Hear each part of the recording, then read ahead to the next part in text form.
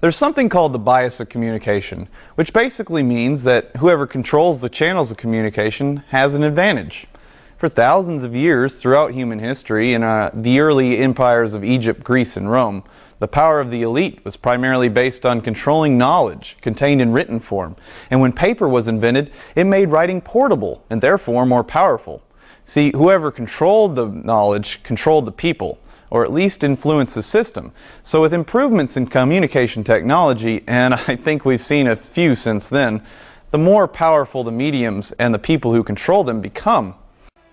The Walt Disney Company has been a powerful force in creating childhood culture all over the world. Disney's massive success is based on images of innocence, magic, and fun. Its animated films in particular are praised as wholesome family entertainment, endorsed by teachers and parents, and immensely popular with children. Disney has made a spectacle of innocence. I mean, it hides behind innocence in a way that allows it to separate corporate culture from corporate power. And it has a kind of romance about it that allows us in some way to treat Disney as the ultimate form of fantasy, a fantasy that never needs to be questioned.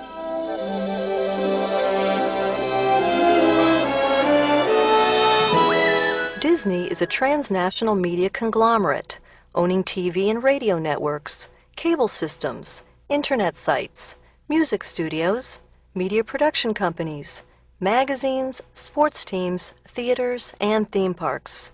As a result, Disney exerts a tremendous influence on national and international popular culture. Media conglomeration raises fundamental concerns about its impact on democracy. Because enormous conglomerates like Disney own so much of the media, they exercise unprecedented control over the images and messages we're exposed to. The result is that we're presented with a very limited worldview, skewed and dominated by corporate interests. The thing that I found very, very interesting was that almost everybody who interviewed me would often begin by saying, "Aren't you afraid of writing about Disney critically?" And I was stunned. And I thought, where am I living? Am I living in a police state? Because Disney are such a large media corporation and their products are so ubiquitous and so widespread globally, Disney's stories, the stories that Disney's tell, will be the stories that will form and help form a child's imaginary world all over the world. And that's an incredible amount of power. What's amazing when you look at Disney movies over the years is how little the image of females has really changed.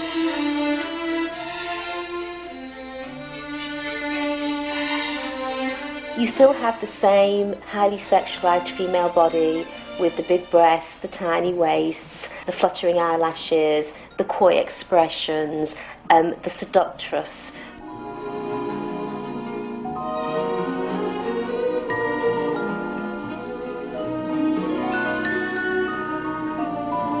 No, thank you. You can't stay in there forever. Yes, I can. Fine. Then go ahead and starve! If she doesn't eat with me, then she doesn't eat at all. And yet the whole thrust of the story is that she returns to him, that she socializes him, that she excuses him, that she reinterprets his rage and his abuse as temper. And this is a movie that is saying to our children, overlook the abuse, overlook the violence. There's a tender prince lurking within, and it's your job to kiss that prince and bring it out, or to kiss that beast and bring the prince out. That's a dangerous message.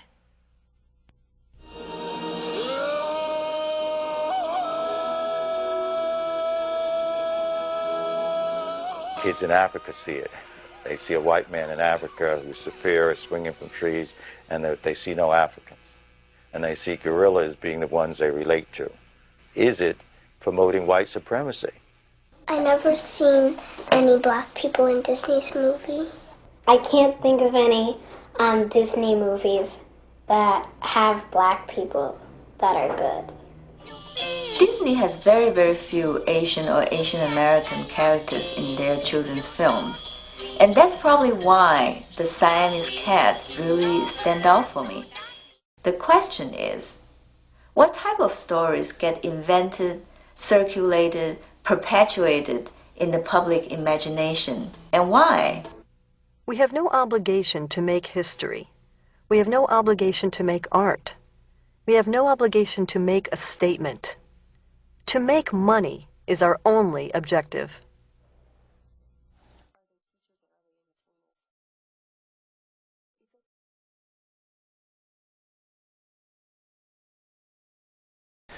Then there's money. It makes the world go round, right? Advertisements are one of the most noticeable and perhaps more pervasive forms of media messages. We as consumers rely heavily on advertisements to obtain services and goods. Advertising informs us. It lets us know about bargains, entertainment, trends, while public service spots even warn us about dangers. Though obviously helpful in ways, it's important to consider some of the other things it does, like persuading you, shaping your attitude, while fostering a consumer culture and establishing standards of behavior and lifestyles.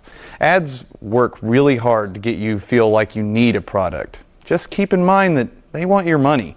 In fact, most messages you receive are sent for a purpose. Whether it is to inform, entertain, or persuade you, the bottom line is there's a reason that message was sent.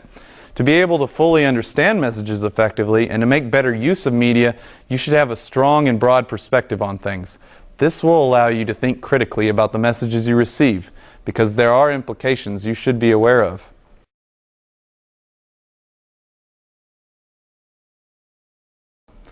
We are increasingly becoming more dependent on communication technologies. One way we all use media is to understand our social world. See, bits of information contained in messages are turned into symbols in our minds, which makes it easier to classify things for understanding and reaction. Media theorists find that people do not just passively receive the information contained in a message, but actively process and reshape it for use in later situations. If you think of your mind as a filing cabinet, you constantly shuffle through and reorganize, and symbols you store away are mental images that can shape your perception of reality.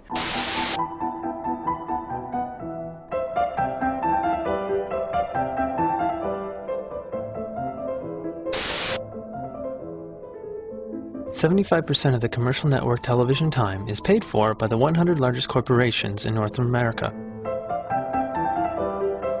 Some corporations have television budgets that range into the billions per year. Television producers compromise and end up mitigating their desires for those of the advertisers. Thus, television is effectively a private medium for their use only.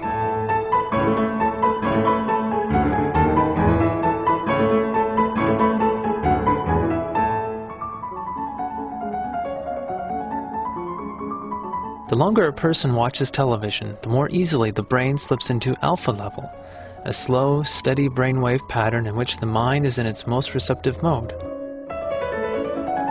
Images and suggestions are implanted directly into the mind without viewer participation. An effective hypnosis is induced, and the viewer surrenders to the unending television image stream.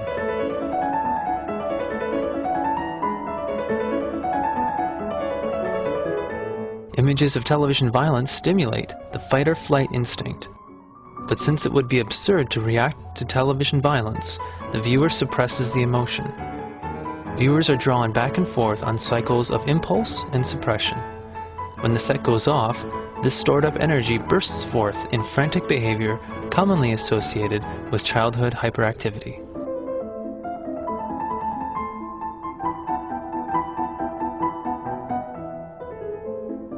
Television imagery is jammed together in a steady stream of information, fracturing your attention while condensing and accelerating time. These events would not happen in ordinary life. They are technical alterations only possible within the moving image media. Living in the rapid world of television imagery, ordinary life is dull by comparison, and often far too slow.